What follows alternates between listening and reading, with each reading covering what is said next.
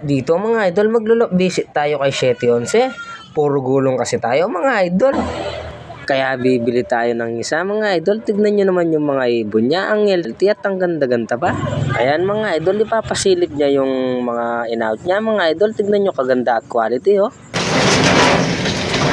So halos to linyada ng mga Tacloban daybird ko.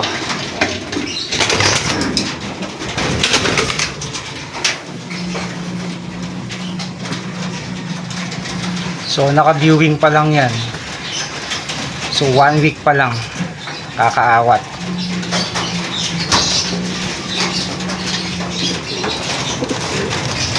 So naka CFL banded ko sa CFL banded, DBC at saka MPFL.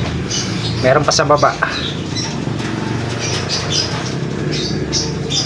Ito naman breeder producer. Ito producer to, 14th overall. Producer din to.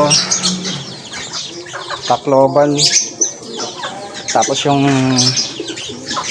katatapos lang sa MPFL ay sa TUF Peter C.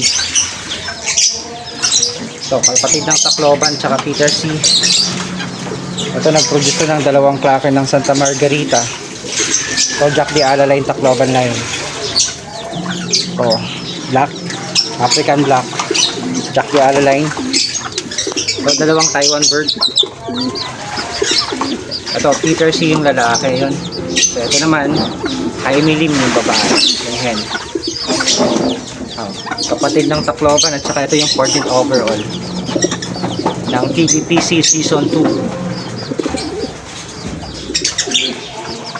So yun mga idol, ayun yung mga in-out niya. Pati yung mga flyers niya, ayan oh. Pati yung mga pigeon. Aalis na kasi siya sa January.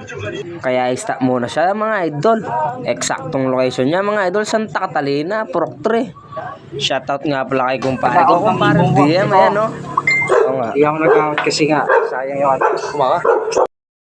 Ayan nga pala yung example na in-out niya.